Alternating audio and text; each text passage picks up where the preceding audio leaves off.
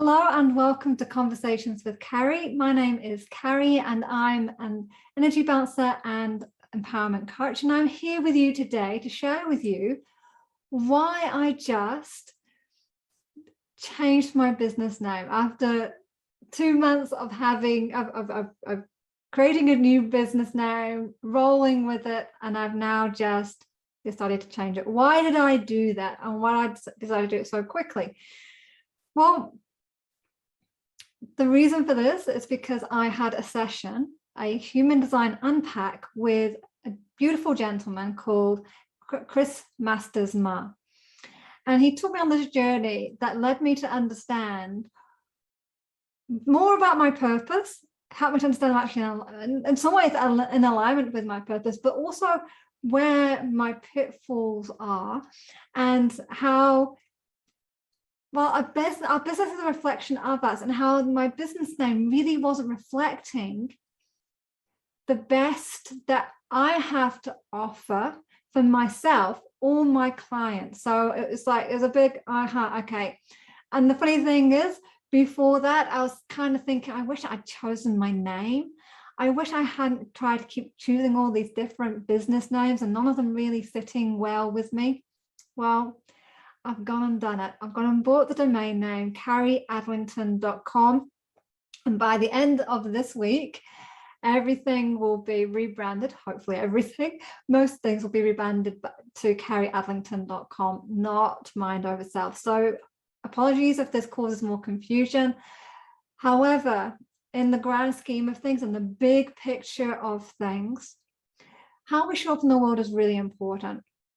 And living the small decisions that we make every day are really key to how we show up in the world and how we are with others, right? It's like, if I'm not making decisions that are in full alignment with my biggest sort of vision, my biggest blueprint, the reason I'm here, then I'm going to be moving away and I'm going to be going down a road which is going to be giving me, in terms of my profile, more frustration.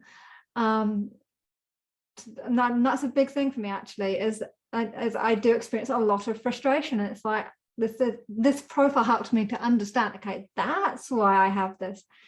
So I want to share with you a little bit about human design, why it's so important, how it can really help us, and what it is.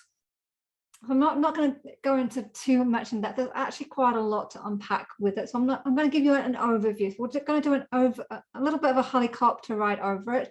And if you would like to know more about this, I haven't told Chris I'm doing this podcast yet. So I'm going to ask Chris if it's okay for me to share his details with you and how you can contact him for an unpack, if that's something that you would love to have for you. Because he does a really good job of it. He does an amazing job of it. I've heard of this before. I've heard of human design. I have a couple of people in my social circles who've studied it, but I didn't really get what it was. I didn't really understand, okay, what is all this about? They would talk about it. It's like, well, I don't get it. I've grown a little bit more since then. And when I saw this offer with Chris, I was like, yes, please. Anything that helps me to understand a bit more. And I've also seen him pop up quite a lot in my social feed, and I figured that would be good just to hang out with him. So we had an awesome time. We chatted for like 2 hours, and yeah, learned a few things about myself along the way, which was awesome. So why do human design? So like I said before, it helps us be in alignment with our blueprint, if you like, our soul's purpose for being here. So I mean, I don't know about you, but how do we even know what that is, right? We might have an idea. And for me, going through this, it was a reaffirmation that actually I'm on the right path. I'll tell you at the end. What do I tell you now? I'll tell you at the end what my mission is. It's really quite exciting and really cool. So it helps us to actually align. We know that we're on the right path when we have this framework. So it creates a way for us to navigate life and a compass to go, well, is this going to ultimately give me life satisfaction based on my blueprint based on how I've been designed to come into this world and my mission. And when we have that, it reduces the overwhelm, and it also gives us the ability to be clear and to be able to make boundaries around things, because you can go, well, actually, this isn't me and this is me. It helps us to actually have that distinction, which is really awesome, which then, of course, has a knock-on effect of improving our life. So not following this, and there's different levels, okay? There's like, you get your big, there's like 4 different archetypes, if you like, but they're not just archetypes, they're not just types. Underneath those, you start getting more detail and more differences between each person. So there's more options as you go down the layers. So to start off with, there's 4 types. And on the basic level, we're talking emotions. So if we don't follow our path, we can, depending on our type, experience more anger, frustration, bitterness, or disappointment. On the flip side of that, if we're living to our purpose and our mission, and we're living to what makes us feel good inside, then we can experience more peace, satisfaction, success, and surprise. I suppose I should say or surprise, because not all of us enjoy surprise, but some of us, a very small percentage of us, actually love surprise. So I trust that you can see that this is actually really, really cool. Because like for me, with my profile, I fall into the frustration satisfaction category, and I'm looking for satisfaction in life. And oftentimes when I noticed this, and when we were sharing, it's like, yes, every time that I let things go and I don't feel satisfied, there's frustration. I can see it so clearly. It's like, oh my goodness, it's so true. When I'm not satisfied, when I feel like my needs aren't getting met, when I feel like I'm not enjoying life, I feel frustration. I feel it a lot. But no, not, and I say that it's not in all areas of my life. There's certain areas where I feel it more than others, but it explains why those 2 emotions, especially frustration, is really strong in me and has been over the years. So anyway, moving on, enough about me, let's get into this. So what is human design? So I want to share with you a quote from the founder, Ra Uru Hu. And he says, the human design system is not a belief system. It doesn't require that you believe in anything or that you believe in me. It is not stories or philosophy. It is a concrete map to the nature of being, a logical way we can see ourselves. Just the simple mechanics is enough to make a vast difference in somebody's life. And the key thing that stands out for me in that quote is a concrete map to the nature of being. Because we are human beings, we're not human doings, we're not what we do, we're not our performance, we're not the rules, we're not the structures, we're not other people, we're not what people think. It's who we are being in the moment by moment. It's the choices and the decisions that we make and how we feel and how we act. Could be because of how we act, or because of how we feel, or what we think about ourselves as part of this, but it's really getting beyond that. It's like, okay, well, what did we come in with? What were we given? What were the gifts we were given at birth? So this is so cool. As I talk about this, I'm actually getting excited about it. And I want to actually this isn't part of this, but I just wanted to share as well that as I was thinking about this, I can also see how the 5 behavioral patterns I've been sharing in previous podcasts can kind of fit into this. But anyway, as a side note, off tangent, what I'm saying with that is really that there's lots of different ways we can look at things, and it's all behavior. What I love about this is it goes right to, okay, when it looks at when we were born, it looks at where we were born, it looks at date, time, location, forget what else I had to put in actually, but those were the main elements: date, location, so date, time, and location of your birth. Because when we're born, there are certain things happening on an astrological level. And this is not astrology, by the way, but there's certain things that are happening at that time that would have influenced your design, your blueprint that you came in with, your beingness, if you like. And not all of it is pretty. Not all of it is like things that you go, yes, I like that. But even, now I'll give an example here. Like for one person, when you get down to the layers, Chris was sharing that he had a client that for them, one of the things that came up with their mission was limitation. And so it's not always pretty, but the benefit of knowing that is that it can bring an understanding and an awareness to, okay, this is my experience. And it's not good or bad. It just means that there's challenges and there's gifts within those aspects of it. It's like, okay, well, if I'm here to experience limit, then what does that look like? You know,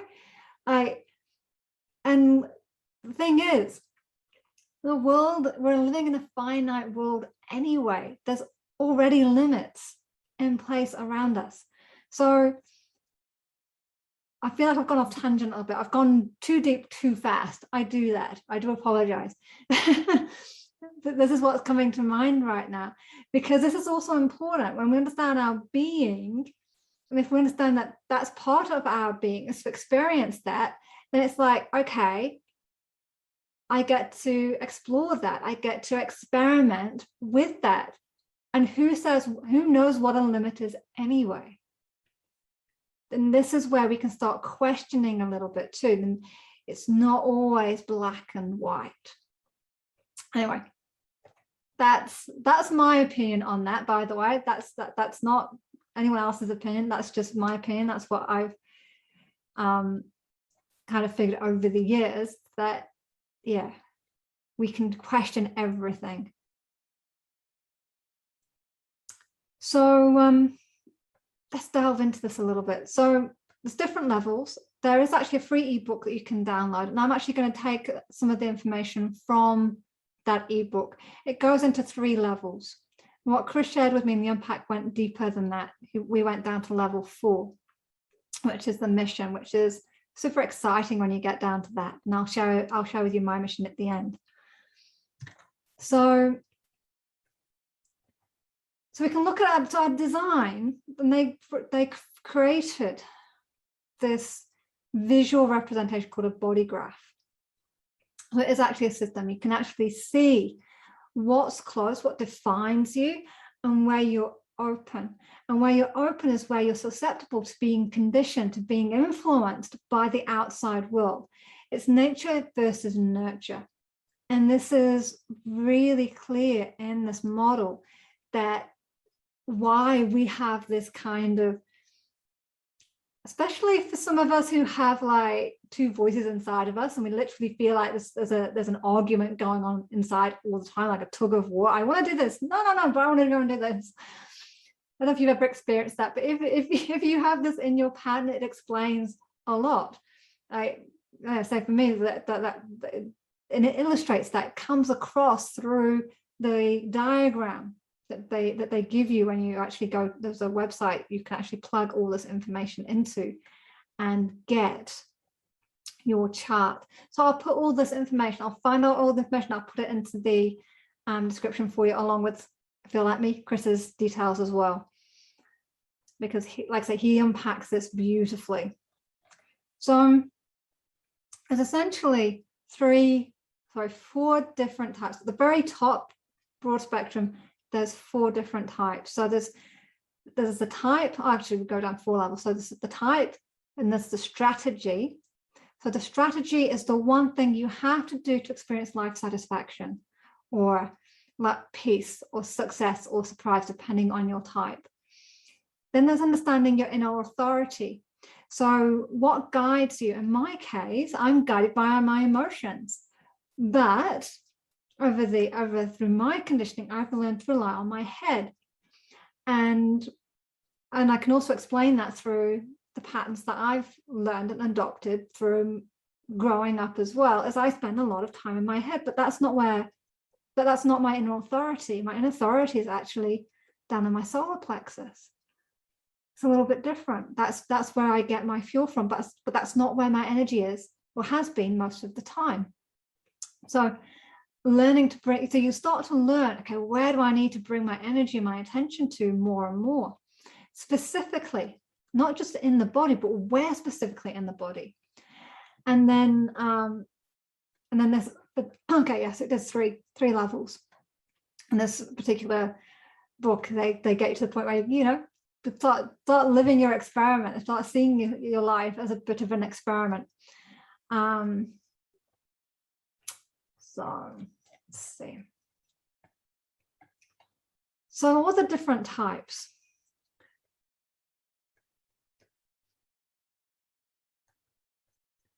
The different types are manifester, generator, projector, and reflector.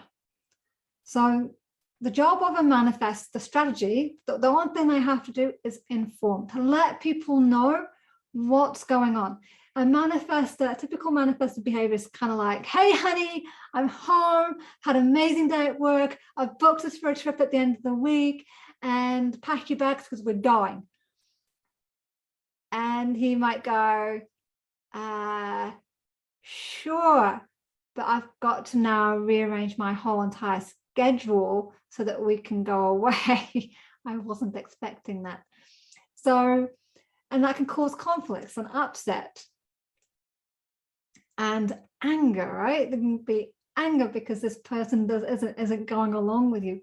But informing, hey, I had this great idea. How do you feel about going away for a week to Hawaii? When should we book it in?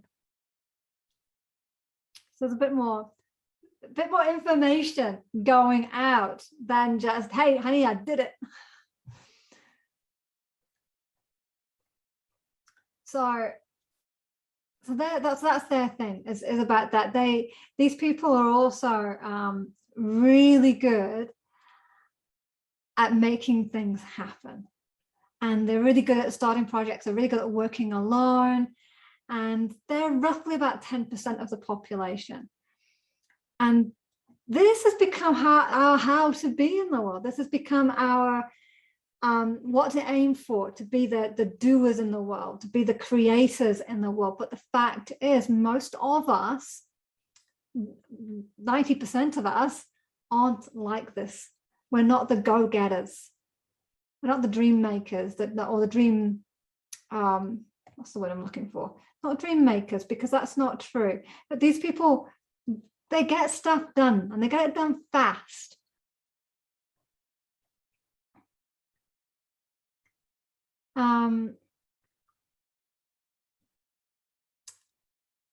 So they're good at starting, not necessarily good at completing. So they work best alone, but they need people around them as well to help support and guide them to actually finish the tasks. They're very independent.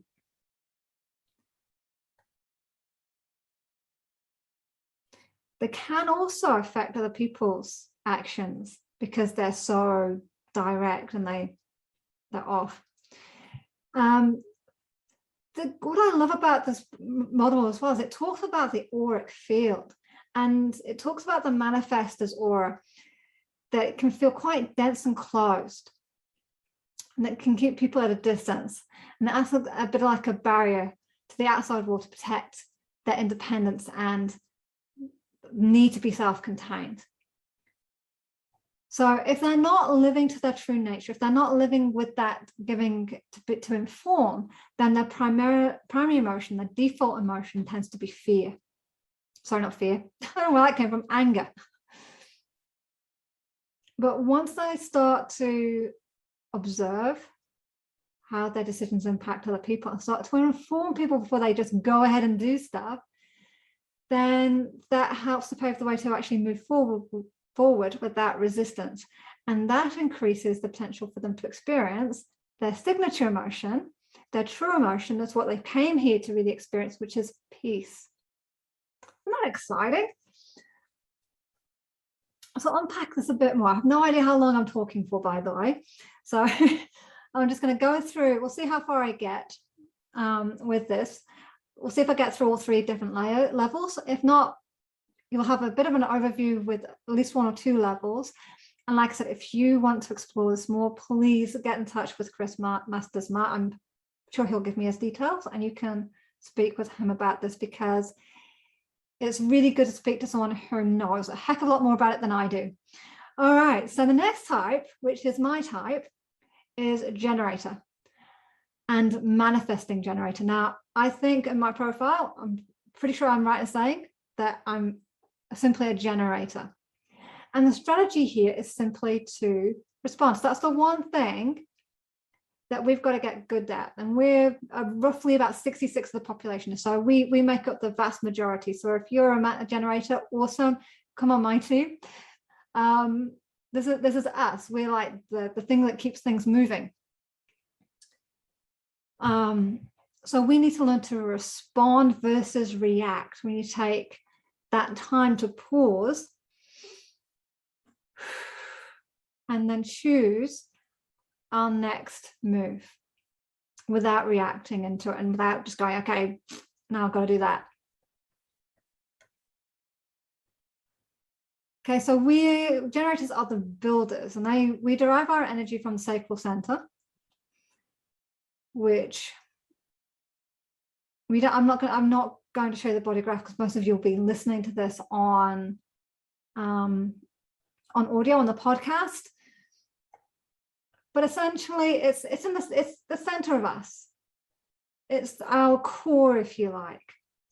It's a source of generating the life force.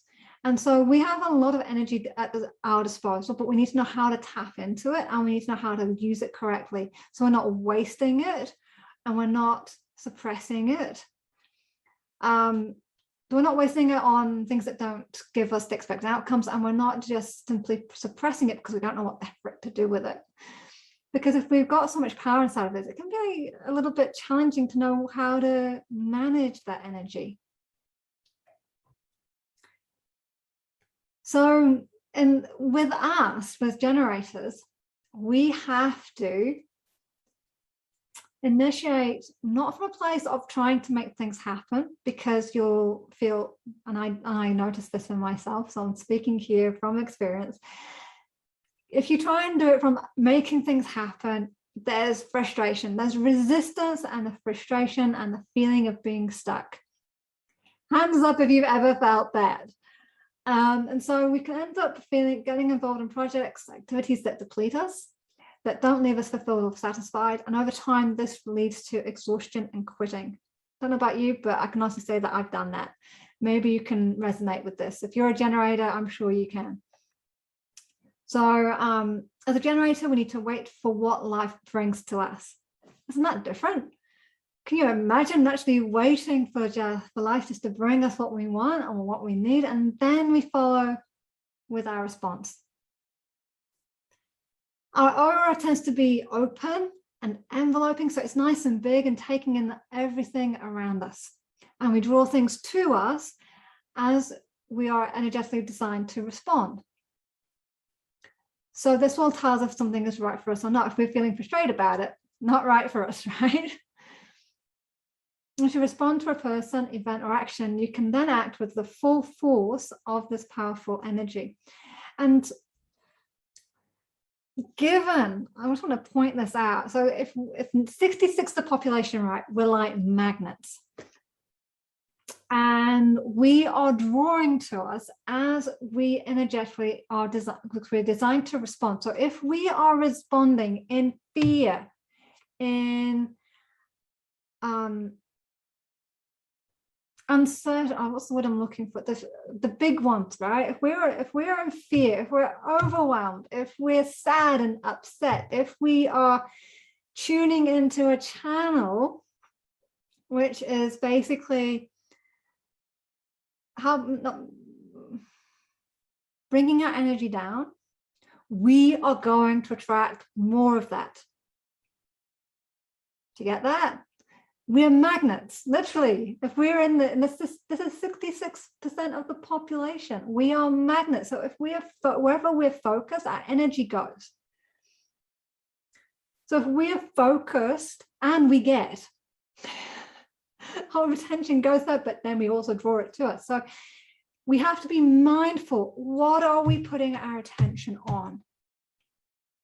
How are we feeling? How are we responding to what's going on around us?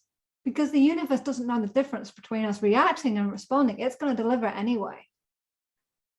So what are we choosing to do? So if we're not aware, we need to become aware. And thinking about this in terms of business, as a business owner, as an entrepreneur, especially a healer, we have to raise ourselves up to the point where we believe that we can, and that we are able to come from a place of giving and flow versus having to make it happen. I'd love to know how this is resonating with you. I wish I could see your faces and see if there's a light bulb moment gone off. So it's really important that we learn to wait and respond.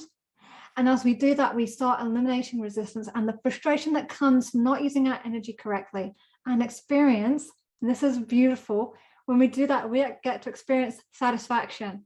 We get to experience feeling good about life, about ourselves, about our relationships, about our work. I don't know about you, but there's been times when I really wanted to quit doing this stuff. Why am I doing this? I'm forcing myself. I'm got to make it happen. And the times when I've kind of just ended up letting go and surrendering, it's been the times when it's like, oh, okay, now I can do this, and now I can do that, and this makes sense, and oh, and this opportunity is coming up, oh, and that opportunity is coming up. It becomes easier. Even doing this podcast today is in flow. It's coming, well, I feel like it's coming naturally. I hope that you're enjoying listening to me kind of rabbit on about this stuff, but I find it really exciting. I hope that you do as well, because this can help us with creating the businesses that we want. And it explains why it's like, as a generator, and speaking as a generator, why it is when we see those people who seem to be doing really well, and who seem to be go-getting it, and they seem to be putting a lot of effort in, that actually they're perhaps not putting that much effort in. That's a lot of effort when we do it. Like a manifestor going out there, making stuff happen and doing it the way they do it, with dynamism and whatever. I don't know. So I think when I think of the people I know that are kind of like this, it's like they're just like rockets. And it's like, but that's not me.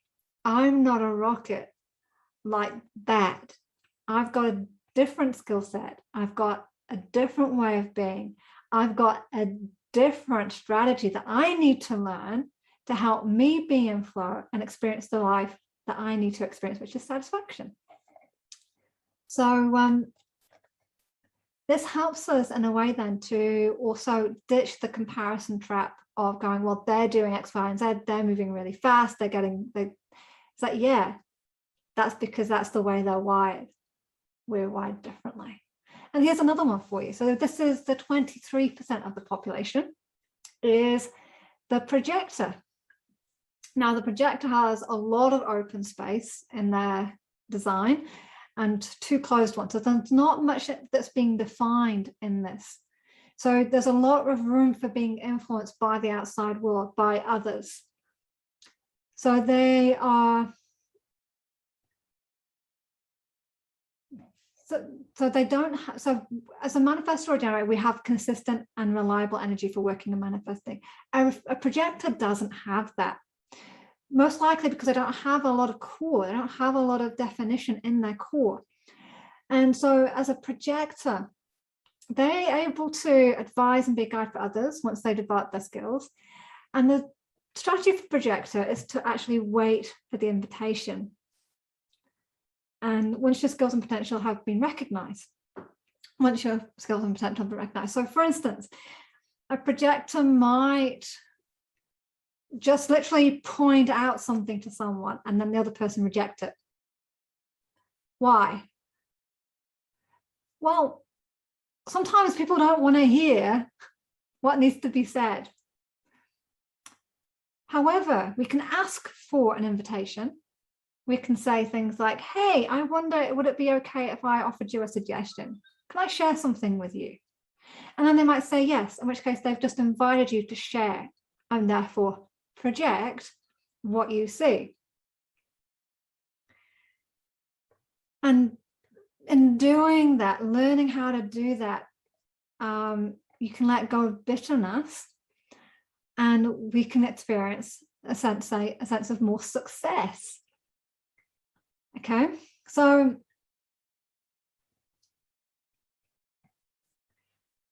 I'm going to read this paragraph to you.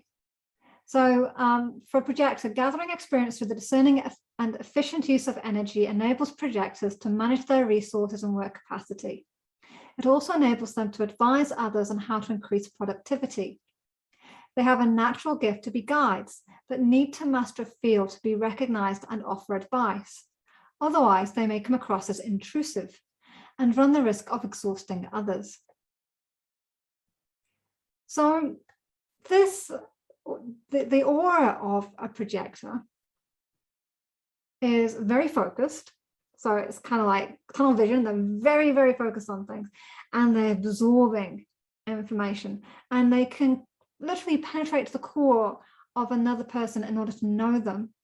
And they can naturally recognize potential in those around them. So when a projector tries to push the river and make things happen and freely offers guidance without being invited, they meet with resistance. And I imagine there could be some of you in this who are in this field, right, who are wanting to heal, and they can see others and are seeing the issues and wanting to offer advice, but it's not welcome. And so the person who's receiving that advice is resisting them. And that can be really tiring. And there can be, and as you're seeing it, you're just trying to help, but people are resisting it, you might end up feeling resentful around it too. And that can lead to bitterness and the failing to be recognized for your skills and talents. So the goal here for a projector is to learn how to accept the right invitation so that you can effectively demonstrate your skills and experiencing your home, your core emotion, which is success. How cool is that? So simply just by waiting for the right invitations, to wait to be asked to share, to give, we can experience success. We can be acknowledged for the talents and skills that we spend so long trying to hone. And finally, the final type is the reflector. And the reflector is completely open. There's no definition in their core in this type. They're completely influenceable. And this is 1% of the population. So a tiny fragment of the people around us, 1 in 100 people will be like this, where they're completely open.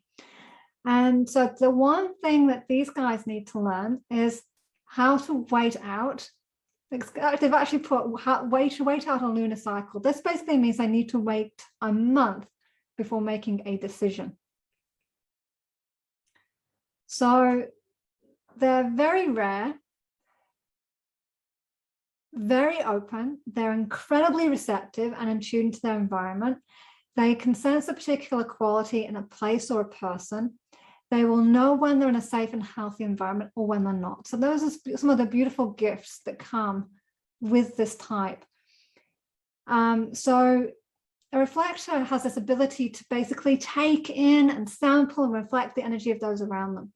So that aura then is big and diffuse, and it's kind of taking in and testing, and kind of makes me think of like a rover, one of those rover robots on Mars, and it's picking up soil samples and putting it down. What was that? Kind of makes me think like that, taking in, sampling a little bit, putting it down. So due to the extreme openness of the chart, the aura is resistant and sampling, which naturally protects them energetically and moves them away or you, if this is you, from what is not healthy or conducive to your experience. And what is unusual about the reflector is that the relationship is with the moon, or is their relationship with the moon, because of the complete lack of definition in their chart. The monthly transit of the moon through each gate of the body graph provide a consistent pattern to rely on, because they don't have much core, don't have much definition. They get that from the moon phases. To reach clarity, it's crucial to wait out a lunar cycle. So that's 29.5 days. So not a calendar month, but 29.5 days, which enables them to assess and reflect upon a range of experiences during this period. This is a filtering process that requires patience, as it brings a consistent experience of oneself throughout the month. When you're not making decisions based on lunar cycles, you are likely to experience disappointment when rushing into things without being able to reflect fully. So this is really important. So journaling is going to be really key to this. Looking back, okay, what's happened and throughout your day, throughout your week, throughout your months, in order for you to be able to move forward. And the goal for someone who's a reflector is to keep an interest in and be surprised by all the world has to offer.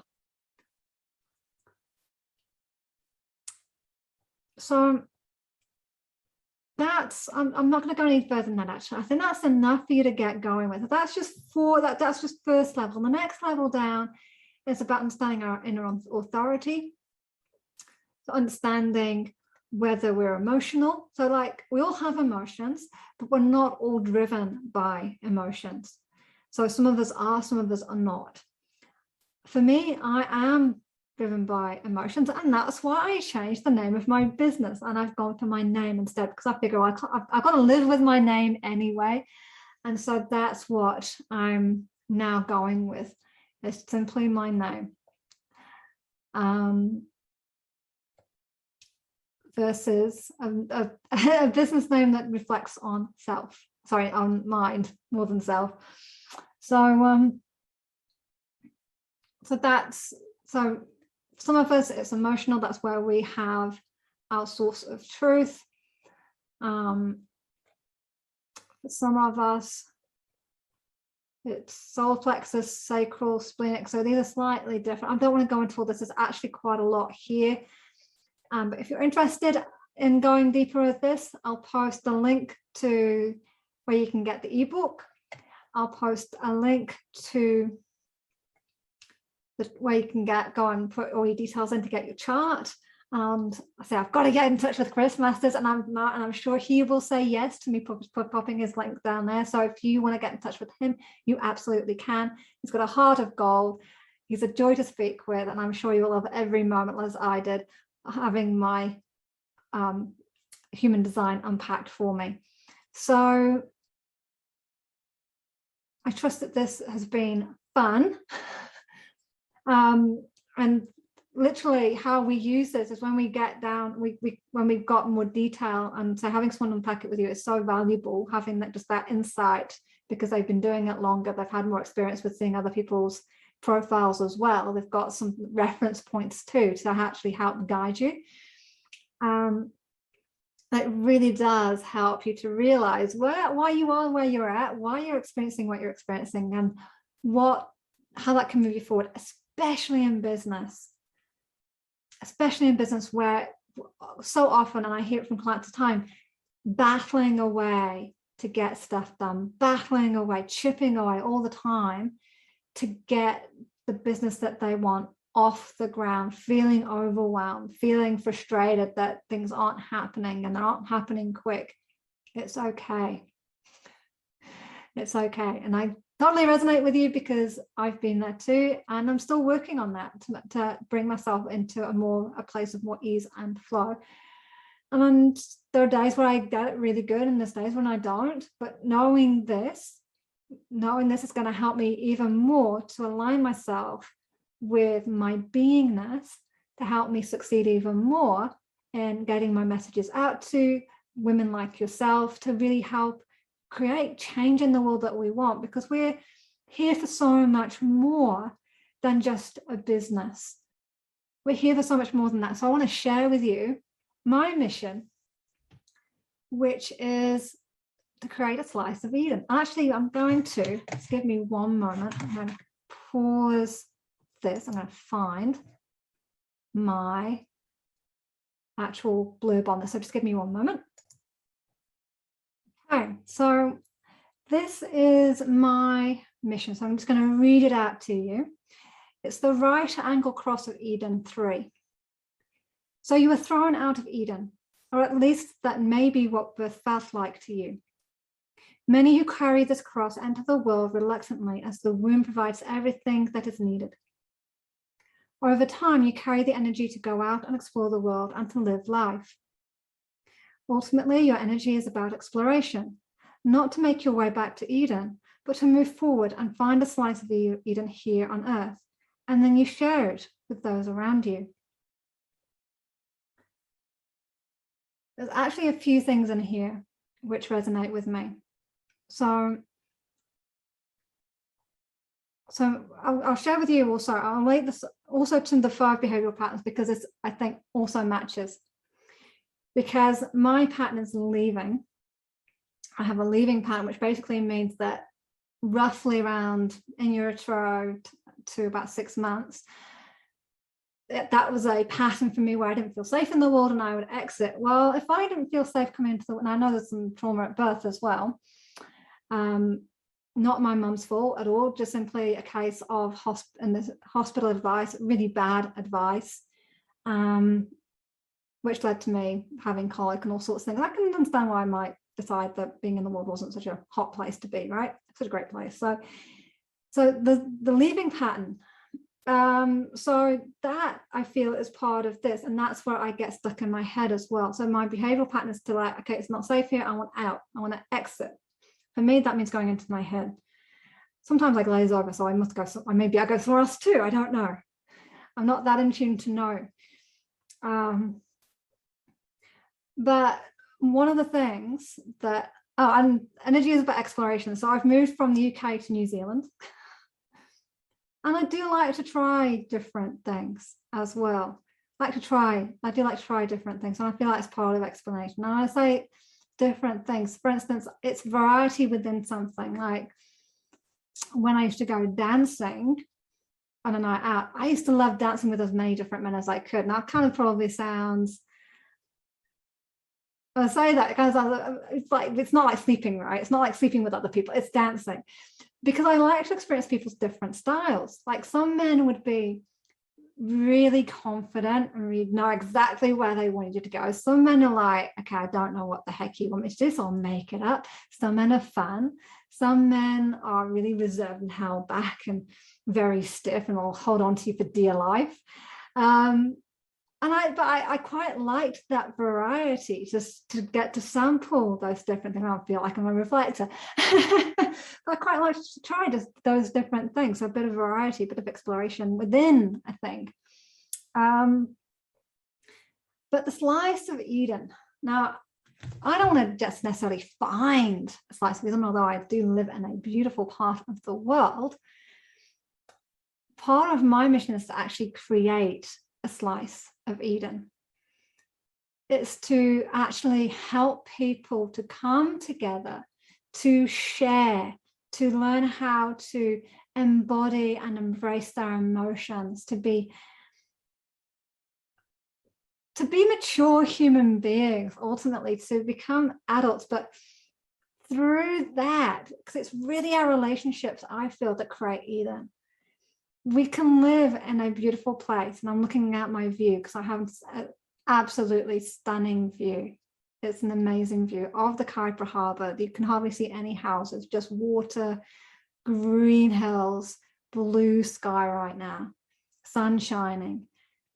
It's absolutely stunning. This is a little slice of Eden. And there's something missing, and that's the not sharing it. It's the not having people around to enjoy it with. Yeah. So this is really resonating with me. This is really, really resonating with me about that slice of Eden and sharing it. It's not enough to have it, I need to share it. And here I feel limited with what I can do with regard to sharing Eden. And I feel like it's so much more than just the environment that we're in. It's about who we're being and how we associate and communicate and be with each other. And I've been in beautiful communities where just magic happens. You'll walk into like a common area and there's someone teaching how to make the most beautiful, amazing jewelry, or they're teaching how to make certain food, or they're cooking some wondrous meal for the benefit of everyone. And so there's amazing things that can happen when we have more people, and amazing things again when those people are all on a similar sort of page and they're heart-centered, and they understand how to interact with each other, understanding their maps of the world. And I feel like this human design is another aspect of our map of what makes us who we are inherently, and also who we think we are, and helping us to decide what we are and what we're not, and understand that these emotions that come up are just simply there, literally as a way for us to know, okay, that I'm going against my core. I need to bring myself back. What am I doing to create that? How am I being to create that emotion? So it's a really good, I just find it's just a really good way to bring us back on path with what it is that we want. So I trust that this was fun, that you enjoyed what I shared, and that you'll enjoy going into this a bit deeper. And if you have any questions, feel free to reach out to myself or to Chris Masters Mah. I'll probably get his permission. I'll share his details with you all. And in the meantime, have an amazing week, and I look forward to seeing you in the next podcast. Have a fantastic day. Bye for now.